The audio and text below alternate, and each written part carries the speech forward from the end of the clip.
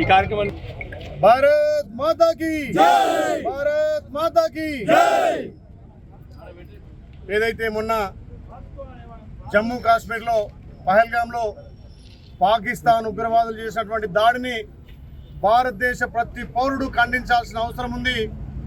భారతదేశం ప్రపంచ దేశాలకెల్లా అభివృద్ధి చెందుకుంటూ కులాలకు అతీతంగా మతాలకు అతీతంగా భారతదేశం ప్రపంచానికే దిక్సూచిగా మారుతున్న తరుణంలో పాకిస్తాన్ ముష్కరులు జమ్మూ కాశ్మీర్ పాలనలో దాడి చేయడం తీవ్రంగా ఖండిస్తూ ఇవాళ ఒక మంచి పర్యాటక కేంద్రంగా మినీ స్విట్జర్లాండ్గా ఉన్నటువంటి జమ్మూ కాశ్మీర్లో ఈ దాడి చేయడం దారుణం.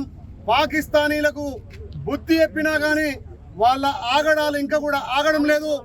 గతంలో పాకిస్తాన్లకు పెద్ద ఎత్తున బుద్ధి చెప్పి ఒక్క దెబ్బకు 2 రాష్ట్రాలుగా విభజించినటువంటి అప్పటి భారత ప్రధానమంత్రి ఉక్కు మనిషి ఇందిరాగాంధీ గారు ఆ రోజునటువంటి 1967, 1971లో పాకిస్తానీ ఉగ్రవాదులు భారతదేశం మీద దాడి చేస్తే అప్పటి ప్రధానిగా ఉన్నటువంటి ఇందిరాగాంధీ ఒక్క దెబ్బకు పాకిస్తాన్ను 2 ముక్కలు చేసిన చరిత్ర భారతదేశ ప్రజలది.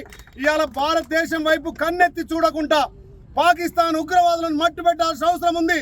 భారతదేశంలో మోడీ ప్రభుత్వం ఆ ఉగ్రవాదుల మీద ఎలాంటి చర్యలు తీసుకున్నా, పాకిస్తాన్ మీద ఎలాంటి చర్య తీసుకున్నా ఇలా అన్ని పార్టీలు కలిసి భారతదేశంలో కులాలకు అతీతంగా మతాలకు అతీతంగా అందరు పౌరులు ఇలా కేంద్ర ప్రభుత్వానికి మద్దతు పలుకుతున్నారు.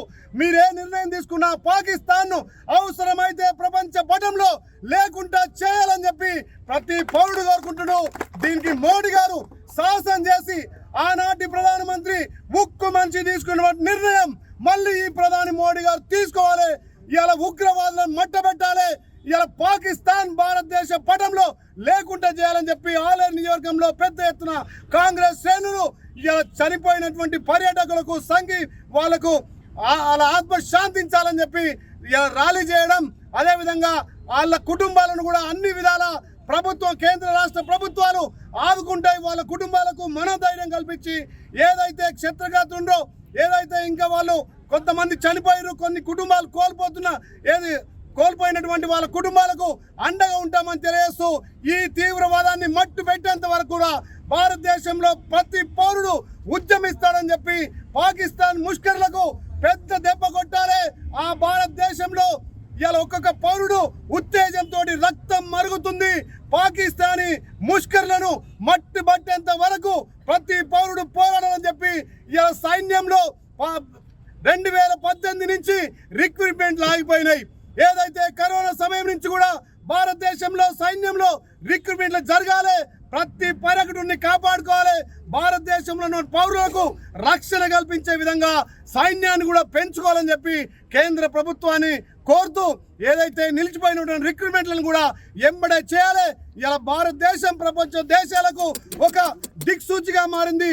కులాలకు అతీతంగా మతాలకు అతీతంగా విభిన్న జాతులు ఉన్నటువంటి ప్రపంచంలో పెద్ద ప్రజాస్వామ్యమైనటువంటి భారతదేశం వైపు అన్ని దేశాలు చూస్తుంటే ఇలా శత్రు దేశమైనటువంటి పాకిస్తాన్ వాళ్ళ దుర్బుద్ధిని మళ్ళొక్కసారి ప్రదర్శించారు. కాబట్టి పాకిస్తాన్ మీద పెద్ద ఎత్తున యుద్ధం ప్రకటించి ప్రపంచ పటంలో పాకిస్తాన్ లేకుండా చేయాలని చెప్పి మోడీ గారికి విజ్ఞప్తి చేస్తూ ఇలా చనిపోయిన కుటుంబాలకు పెద్ద ఎత్తున ర్యాలీ నిర్వహించి వాళ్ళ ఆత్మకు శాంతి జరగాలని ఇలా ర్యాలీ నిర్వహించడం జరిగింది. అందరం కూడా మా ఆలేరు కాన్స్టిట్యున్సీ తరఫున, అదేవిధంగా భువనగిరి యాదాద్రి జిల్లా తరఫున ప్రజలందరూ కూడా ఏకకంఠంతో దాన్ని ఖండించడం జరిగింది. ఈ భారతదేశానికి నిజంగా కూడా పాకిస్తాన్ ఒక శనిలాగా దాపురించి వాళ్ళు ఎప్పటికప్పుడు ఎప్పుడు మనకు ప్రశాంతంగా ఉండాలనుకున్నా కాశ్మీర్ను సస్యశ్యామలంగా ఉండనీయకుండా దాన్ని శాంతియుతంగా ఉండనీయకుండా వాళ్ళు ఉగ్రవాద చర్యలకు పాల్పడుతూ ఎంతోమంది పౌరులను కొట్టబెట్టుకోవడం జరిగింది. దాన్ని తీవ్రంగా మనందరం ఖండించాలి. భారతదేశ పౌరులు కూడా ప్రతి ఒక్కరు కూడా దానికి ఖండించాలని నేను కోరుకుంటున్నా.